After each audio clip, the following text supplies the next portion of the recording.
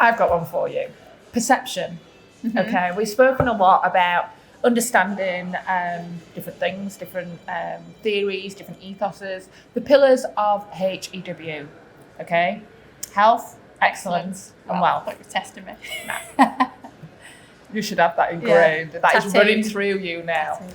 Health, excellence, and wealth. Perceptions of that, because people understand it. Okay, that's the journey that we take them through. That's a systematic foundation, if you like, of the business and the coaching approach. However, health means different things to different people. Massively. Success means different things to different people. Yeah. Mindset can mean different things. Wealth, like. Oh, it's huge. I think it is all down to how you view it. Like, health for me. I look back at when I was first running a company and working for myself. Health was nowhere near even on my agenda, never mind the top of it.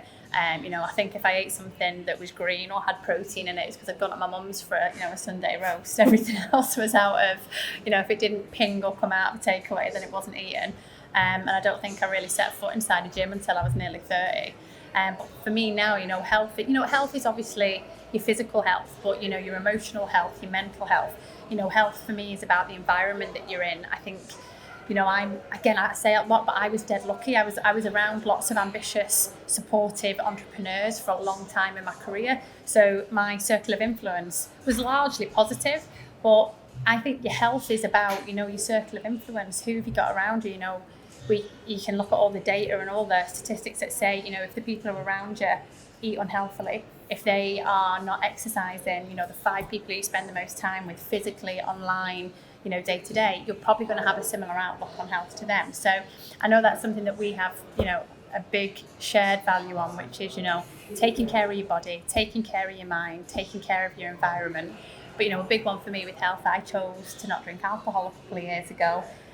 You love a nice glass of fizz, and that's not unhealthy for you. But for me, health is, I don't want to be hungover, and I don't want to, have that inner decision and battle in your head. Shall I have a glass of wine? Shall I not? I'm just it's just easy for me to be healthy and not have any of that in my system at all. I think the key point is on any of the subject areas or the pillars, it's about choice. It's about 100%. Integrating that core value again of individuality, your own personal choice. There is no right or wrong answer. Yeah. And through coaching for you and reaching your objectives, there's no right or wrong answer. It's about finding the common ground for you that's going to help you achieve and move forward. I think that's the key. It's not just what you like the sound of, it's what's actually going to get you there. Oh yeah, you can't always like the sound of something because there are things within kind of the processes that we use through working with the clients that they don't like that process. They don't like having to apply themselves in that way. But this is where the difference is. You can't just choose the things that you like. Yeah. But if we then strip it back to what's actually important to you, what do you want to achieve, there are going to be things in that equation that you've got to do and that you don't want to do, that you don't enjoy doing. Yeah.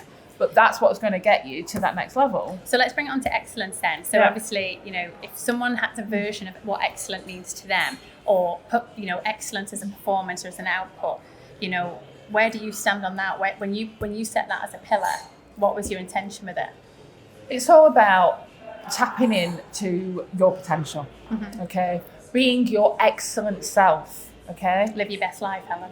That kind of best version of yourself, but being your excellent self. We all have untapped potential, everybody, in all areas of life, okay? And this is everything to do with your skill set and your mindset. It's not just one thing. It's your excellent self in every single area that you can be raising the bar of. So with excellence, if we take it further, often you can put excellent and perfect next to each other. And I know this was something that I really had to battle with in the beginning and still do. It's a daily thing for me, is that excellent doesn't mean perfect. No. So if it's not going to be perfect, I'm not going to do it at all.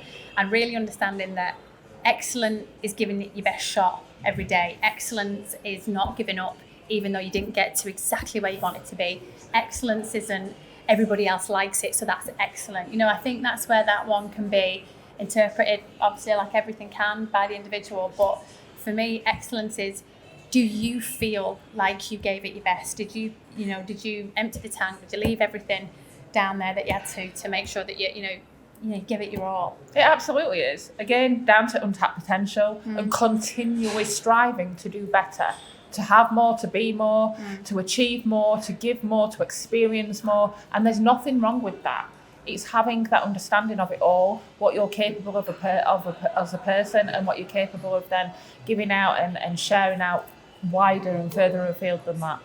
Wealth, that's an interesting one, and that's a lot of the perceptions there and the hang-ups are in this pillar. Yeah, and massively. I think so many people don't talk about money, and they don't talk about income, and they don't talk about wealth. Again, I bring it back to myself. When I started in a sales role, I found it dead odd that people spoke about how many sales they did and how much money they made, because I was taught you don't talk about money. When I was a kid, I was like, you don't ask someone how much they earn, you don't tell someone how much money you make, you don't talk about money.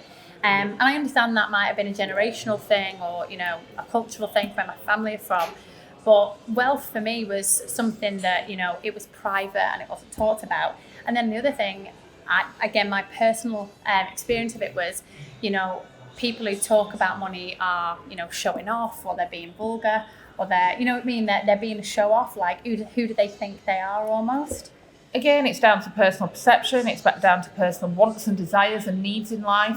And again, there's no right or wrong answer. What is a healthy, wealthy income level and profit level for one person isn't for the next. Yeah. And it's about understanding what's important to you and further afield from that, what do you want to do with it? Yeah. But wealth is... it can mean different things to different people. People would interpret wealth and say that wealth to them is being happy, being fulfilled, having a sustainable, stable, healthy, happy family, and it not necessarily money, not necessarily coming into it. For other people, it is about wealth building and building businesses and being fully driven by money, and that being their main motivating factor. And again, there's no right or wrong, but it's understanding what comes into that pillar for you.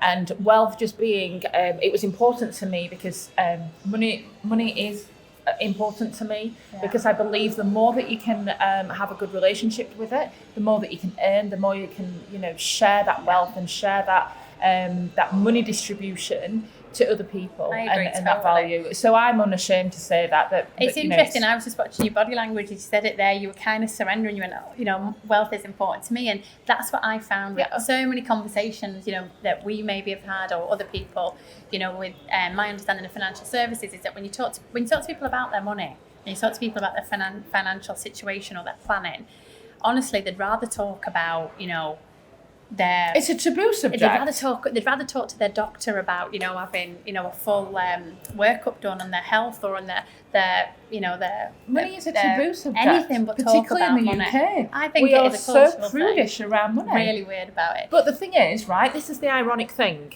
and I see this all the time with clients that knock on my door and people that come into the workshops.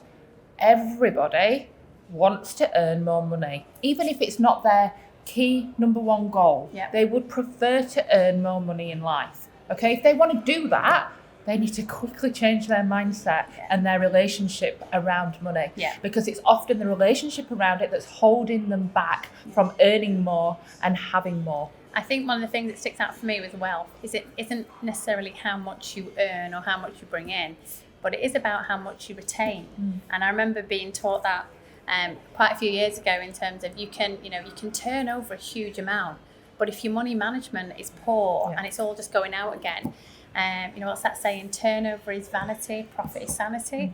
And again, for me, when it comes to wealth, a lot of people, it's perceived wealth or wealth to put on a show. Me and you, interesting, like, we both like, nice things in life. We both like, nice clothes, like nice cars. We both like nice homes, nice holidays, all of those things. However, something that we do share is that neither of us want to spend money on things for other people to have a perception of us.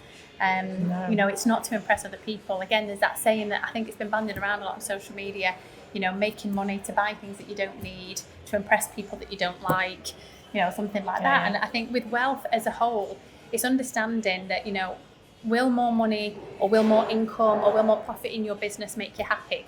Maybe, maybe not. But I can certainly say having zero money or having no choice around your wealth, or having no choice around your finances can certainly make you unhappy and unhealthy.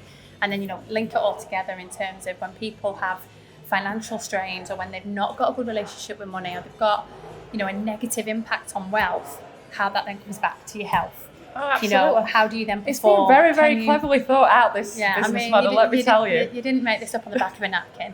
But I think that for me as well is, when you look at how everything sits together, that's where personal development, I believe, gets a lot of, it just gets misunderstood an awful lot, because people go, is it about mood boards? And, I say the word mood board to you, and I know your eyes roll right back into the back of your head. Or is it about the law of attraction? Is it about positivity? And listen, all those things are part of the conversation, but personally developing so that you can take charge of all of these things, taking charge of your health, taking charge of your excellence, taking charge of your wealth, and then doing it for whatever it means for you. And that's one of the things that was the deciding factor for me and you to work together, is that not having clones. Not everybody thinks health is the same. No. Not everybody thinks excellence or wealth is the same. What we want to do, as a business, and what we want to do for our clients and beyond is go, what do these things mean to you? If you're listening to any of this and thinking, yeah, that's resonating, that's landing with me, then these are the conversations that we can have, but what they mean for you. What does healthy mean to you? What does excellent mean to you? What does wealth mean to you? And, working with a coach can help you get that. That's the key. And again, it's just stressing that permission to be individually correct to you. We say this all the time as well, and you will be familiar with this hashtag of #YouFirst. #YouFirst does not mean being selfish, or it does not mean putting yourself in the gym every day and slogging it out in that respect. It's everything. It's making sure that you are self-aware of you, putting yourself as a priority first and foremost in all of these areas, investing in yourself, making sure that you have that relationship that's positive with yourself, that then you're able to transfer all of that knowledge, all of that acceptance, all of that ownership, and all of that skill set into your business, into your wealth creation, or whatever your goal is out there. So I can't stress that enough, and plug that home to you all in terms of, it is always down to personal choice, and that is something that I am massively passionate about for developing different people with different goals and celebrating individuality. With you first, Helen, this was something that you've championed 100%, and then the word that you just used there is that it's not selfish. Sometimes that gets a bad rap as well, isn't it? Like, why is it selfish to put your health first? Why is it selfish to make sure your company's profitable? Why is it, what's this whole conversation around being selfish, and why does everybody shy away from, discussing it? Again, it's down to what we've been told, what society tells us. We're always told that, you need to give to other people, you need to be helping other people. Even from being little, share your toys, be kind to other people, which is good. You want, that's what the values you do want people to have. However, but for me, charity does begin at home, and I don't mean that in terms of that you're not helping in charitable formats or anything. You need to look after number one and focus in on number one. The inner focus, right from the internal aspects of your mind to the internal aspect of your heart, to the internal aspect of your gut, of what your self-awareness is, what your consciousness is, on everything of you down to the core being. Because if you don't have any of that, what on earth are you putting out into your business? What on earth are you putting out into your family? Like, it all begins with you. Yeah, it's that old gas mask on a plane. Oh. I mean, it comes. I know it's an old school one, and I think if you've ever been to a sales seminar, you've heard it and you've been repeating it. But it's so simple and true. You cannot provide for your people in your business, people in your family, if you're not looking after you first, because you're going to burn out, and you're going to run out of steam, and you're going to run out of sustainability. And I think that's where, when you look at flashes in the pan, or people who have very quick success but then find that they can't maintain it, I suppose that's an interesting finish on it, where you're like, did you put you first, or did you put everything else first, and then at the end of it you were an afterthought? She doesn't do bad, does she, in front of the camera? And I think it's obvious that we both can talk.